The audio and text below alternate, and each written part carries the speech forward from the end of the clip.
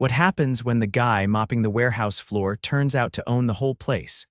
Jacob Harlan leaned against the breakroom wall, clutching a paper cup of burnt coffee while watching three workers scramble to unload a late shipment.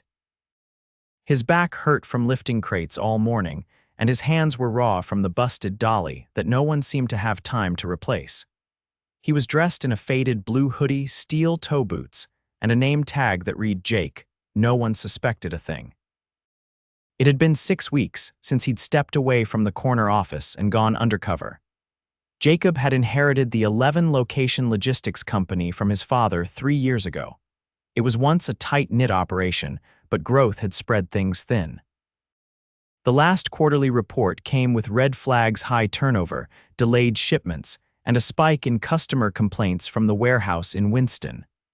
That's what brought him here. He'd never met anyone at this location. His father had acquired the Winston warehouse just before passing, and Jacob had focused more on the corporate side since then. The chain was big enough now that no one recognized his face, especially with the beard and dyed hair. Disguised as a new temp worker, he'd been assigned to Winston for a week-long training. "Jake," a voice barked, "quit standing and get moving." That was Derek, the warehouse manager, mid-40s, always red in the face, always yelling. Jacob had tried to stay out of his way, but the man seemed to enjoy barking orders for sport. "Yes, sir," Jacob muttered, setting down his cup. He walked over to join two other workers, Louis and Andre, both younger, both sweating through their uniforms. They said nothing, just nodded to him and kept hauling boxes. The place was understaffed, and it showed. Jacob had asked Louis earlier why they were short 4 people. 2 quit last month, Louis had said quietly. 1 didn't show up again. And 1 got hurt, but Derek said he didn't have room for dead weight. Jacob had paused at that. Hurt, Louis had looked around before whispering. Yeah, slipped near the loading dock, twisted his leg bad. Derek made him finish his shift, then told him not to come back. That stuck with Jacob. He didn't push for more, not yet. He wanted to see it for himself. The rest of the day was a blur of movement pallets coming in late, Derek yelling at everyone to move faster. No lunch break, just protein bars and water between runs. Jacob noticed how Andre helped steady a shifting stack of boxes when someone almost dropped it.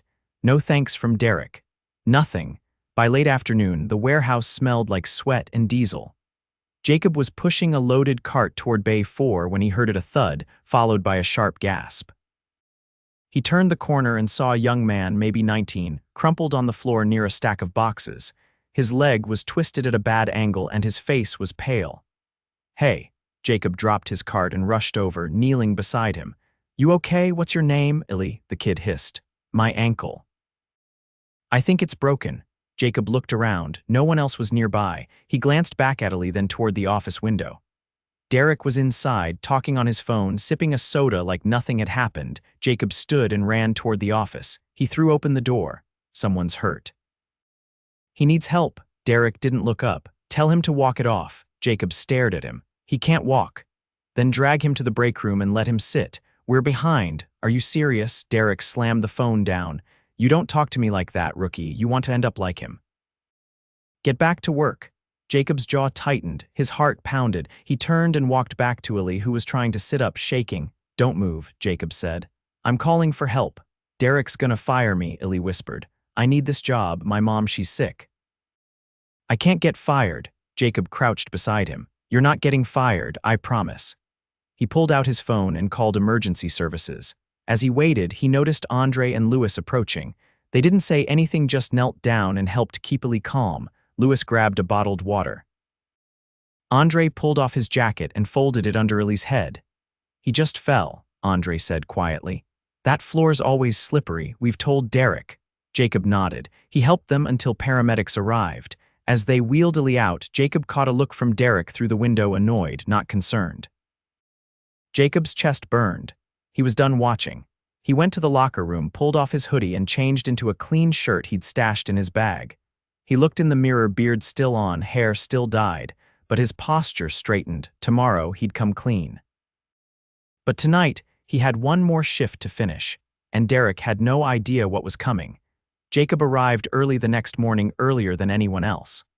The warehouse was still dark, with only the buzz of the vending machine breaking the silence. He leaned against a stack of shrink-wrapped pallets near the entrance, arms crossed, waiting.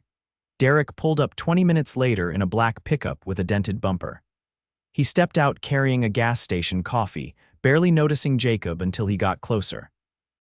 "What are you doing standing around?" Derek asked, unlocking the side door. "You're not on until 7. Jacob followed him in. "We need to talk before anyone else gets here." Derek scoffed and tossed his keys on the front desk. "About what?" "You worried I'm gonna write you up for calling an ambulance without asking." Jacob shut the office door behind them. "No, I'm here to talk about how you run this place." Derek took a slow sip of his coffee. "Oh, we got a critic. You temp guys get real bold after a few days." Jacob reached into his backpack and pulled out his ID company issued, complete with photo and executive access badge. He handed it to Derek without a word. Derek glanced down, then again. His face drained of color. "This some kind of joke?" "No, it's not. I'm Jacob Harlan. I own this company, and I've spent the last week watching how you run this warehouse." There was a long silence. Derek's jaw clenched, but he didn't speak.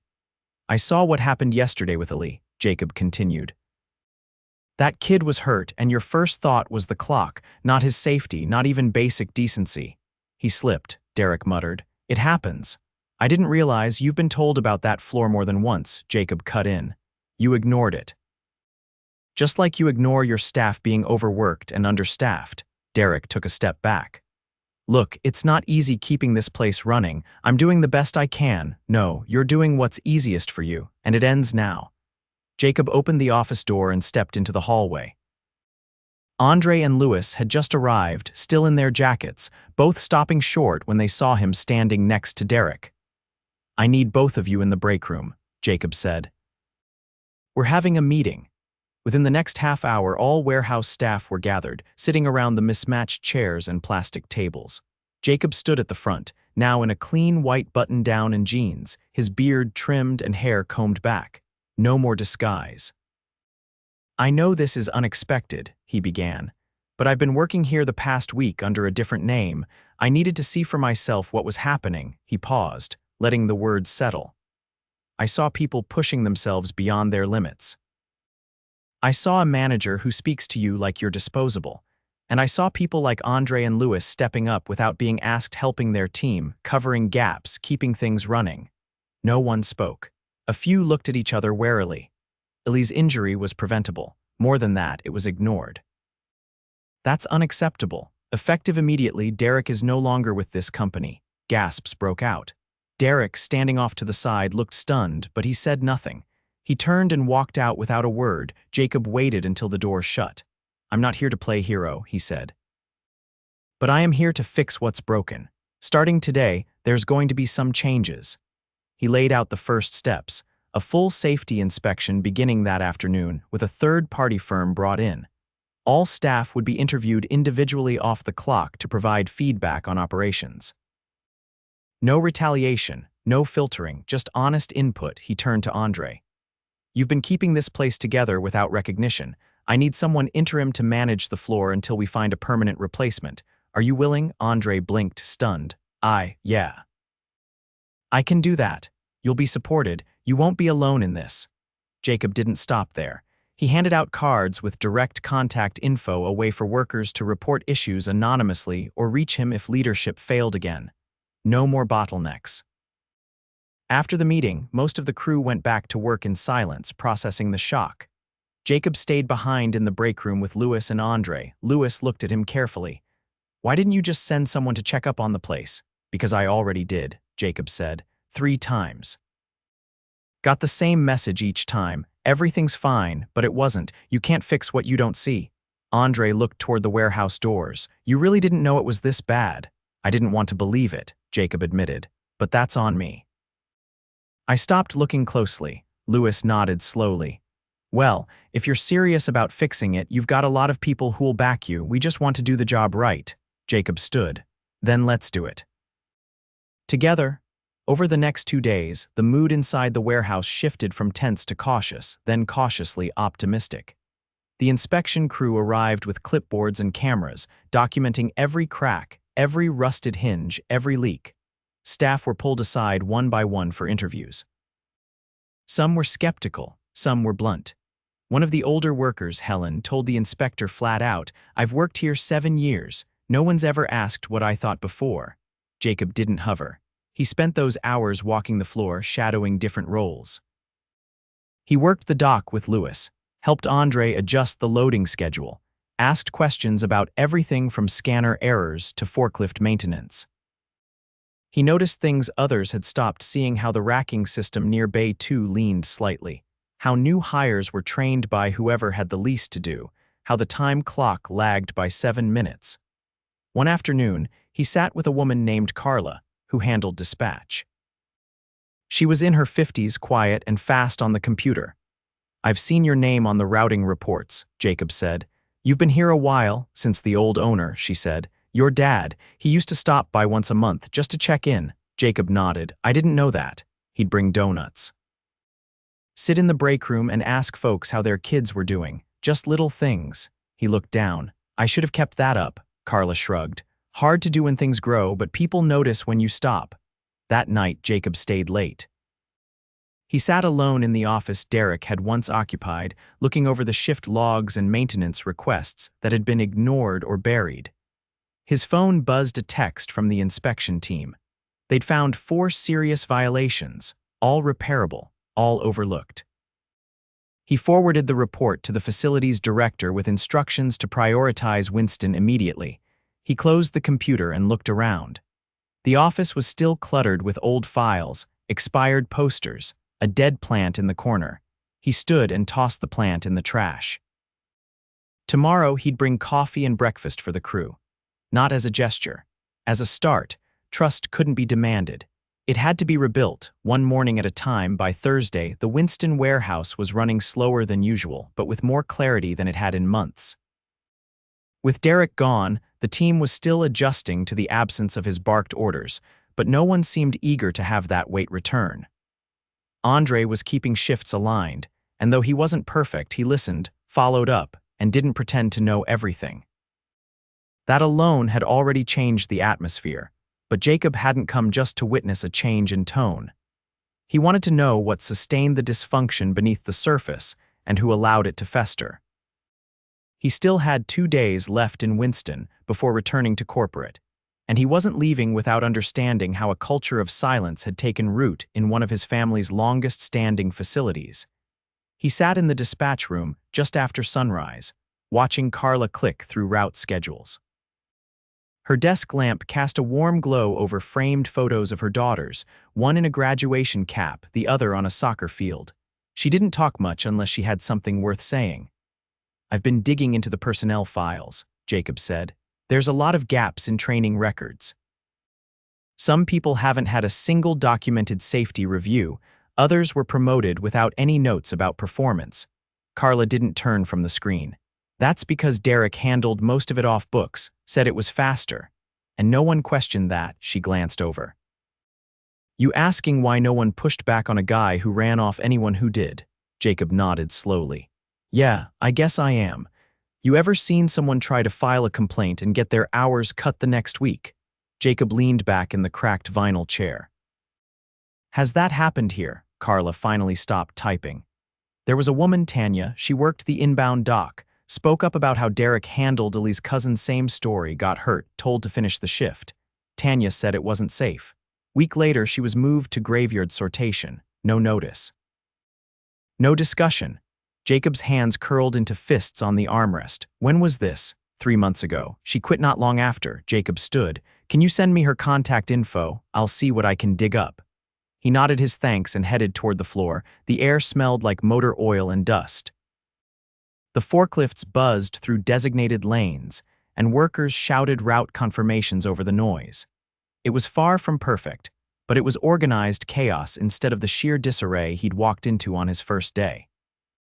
In the far corner of the warehouse, near the sorting station, he spotted a worker he hadn't seen much of, tall, wiry, maybe late 20s, wearing earbuds and working alone. His name tag read Kyle. Jacob approached and waited until Kyle noticed him. "What's up?" Kyle asked, pulling out one earbud. "Just checking in. Haven't had a chance to talk to you yet." Kyle shrugged. I usually stick to myself, keeps things simple. Jacob watched as he scanned a palette and keyed in data on the handheld. You been here long, 9 months. He didn't elaborate. Ever work under a different manager before Derek? No, he hired me. Jacob folded his arms. You ever have issues with how things were run? Kyle hesitated. Depends what you mean. Jacob didn't answer. He waited. Kyle sighed. Look, I'm not trying to get involved in whatever cleanup this is. I do my job. I keep my head down. That's how you last here. Is that what Derek told you? No, Kyle said, eyes narrowing. That's what I figured out fast. A short silence fell between them. You ever see anyone get pushed out unfairly? Jacob asked. Kyle looked down.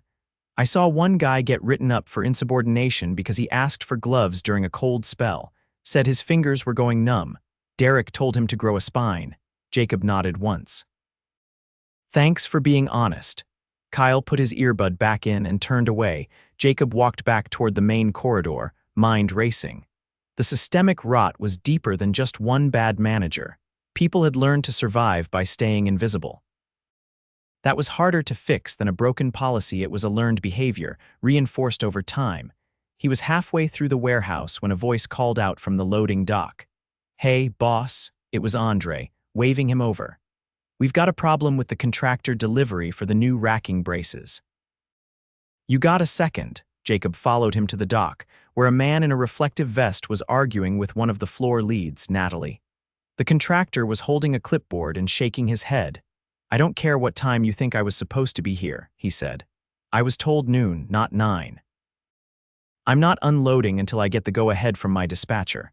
Natalie looked miserable. You're blocking both bays. We've got 3 trucks scheduled in the next hour. Jacob stepped in. I'm Jacob. I'm overseeing the site. The contractor looked him over.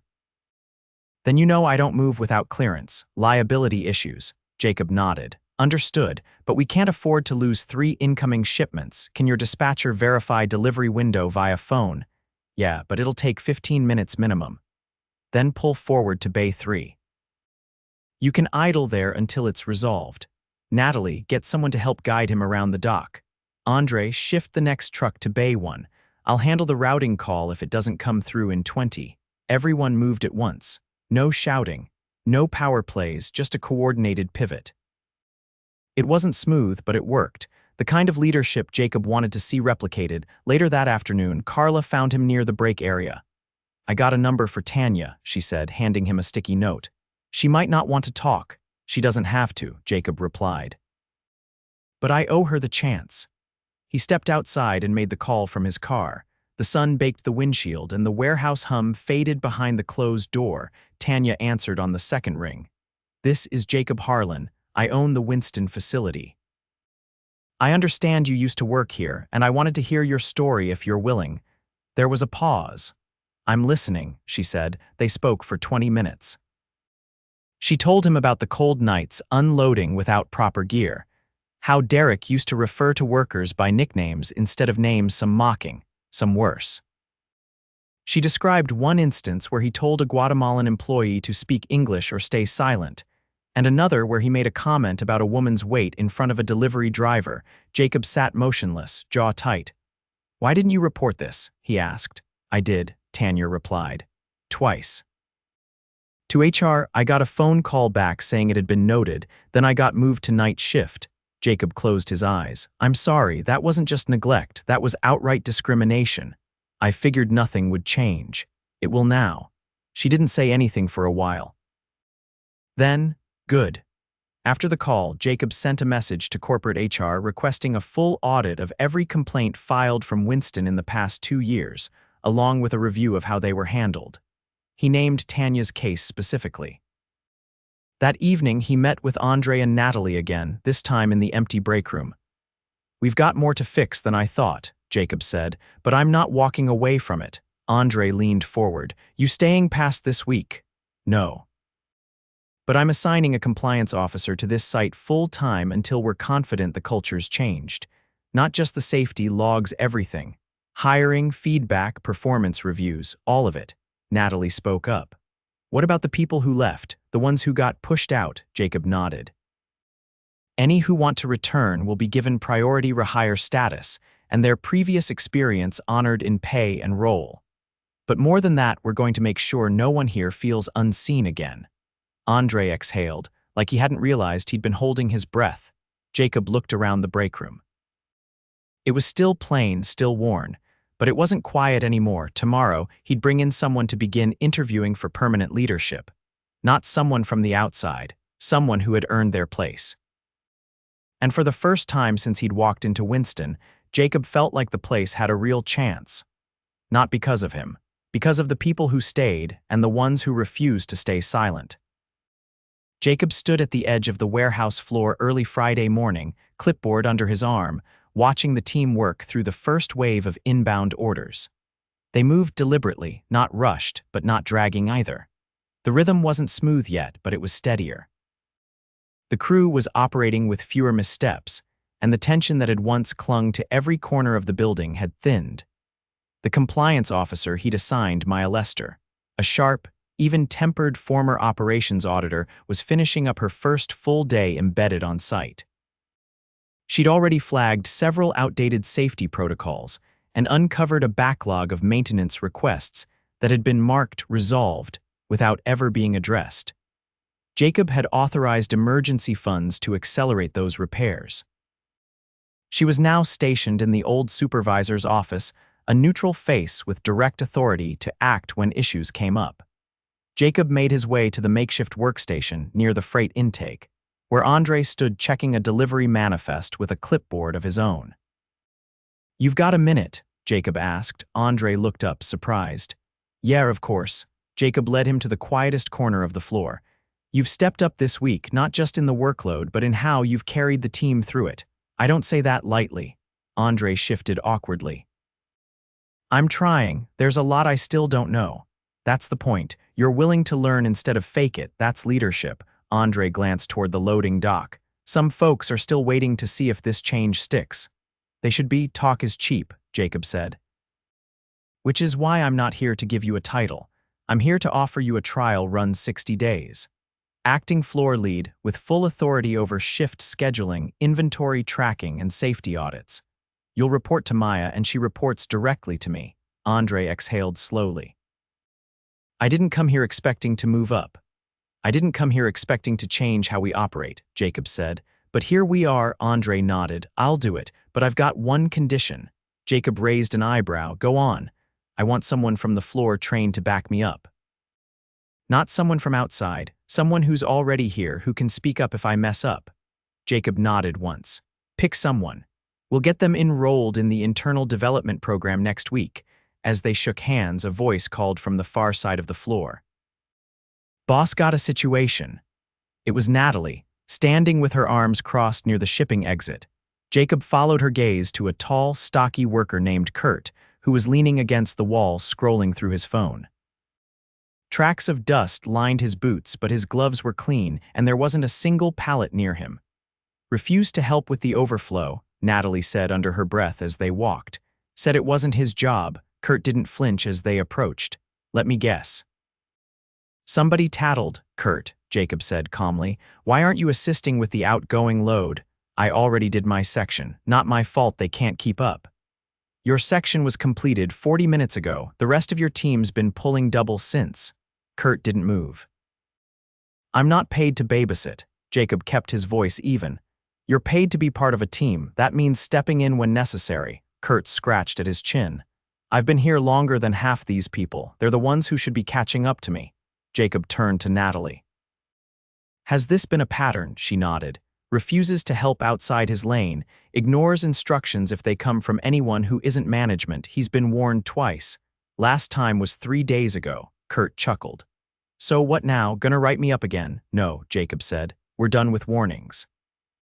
You're being let go, effective immediately." Kurt's expression hardened. "For what? For not running myself into the ground like the rest of them.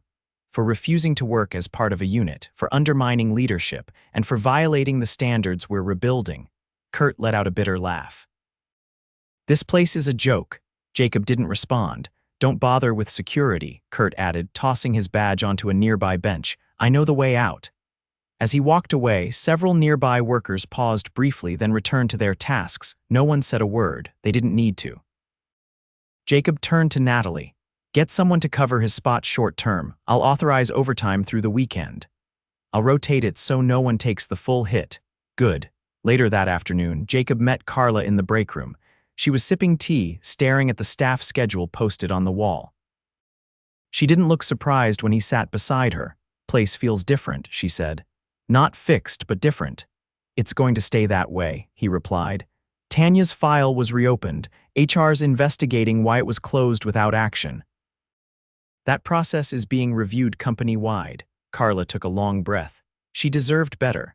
They all did. She looked at him. You still plan on leaving tomorrow? I have to, but I'll be back regularly, no more blind spots. She nodded, satisfied. That evening, Jacob hosted a meeting in the warehouse, no fanfare, no speeches. Just a folding table with some catering trays, a few coolers of drinks, and an open space where people could speak freely. Not mandatory, just an invitation. Most of the shift came. Not everyone talked, but they listened. Lewis asked if they'd be getting updated equipment before winter. Jacob said yes, orders were already placed. A younger worker named Serena suggested rotating training duties so newer hires weren't left guessing. Approved on the spot. Andre introduced a new idea, peer check-ins every Friday, 5-minute conversations between coworkers to flag issues before they spiraled. It got a round of nods. As the sun dropped and the last of the trays were picked over, Jacob stood near the loading dock doors, watching the team linger in small groups. No one rushed out. No one looked over their shoulder. Meyer approached quietly. This place has potential, she said. But it's going to take more than policies. I know, he said. That's why you're staying, she smiled faintly. I've already started drafting a new onboarding flow, training, safety, reporting, everything tied to accountability from day one. Jacob nodded. When you're ready, I want to replicate it across all locations. He didn't speak again until the last crew member left. Then he walked through the warehouse one final time. The floor was still scuffed. The air still held the faint tang of oil and cardboard. But the silence felt different now, not suffocating, just still. He paused at the break room door and looked at the whiteboard where someone had written, "Don't wait to be told. Be the reason it works." No signature. The next morning, Jacob flew back to headquarters. On his desk, he placed a photo of the Winston team taken the night before, everyone standing beneath the old hanging light, tired but smiling. A reminder of what leadership really meant, not control, connection, and the courage to face what's broken and stay long enough to fix it.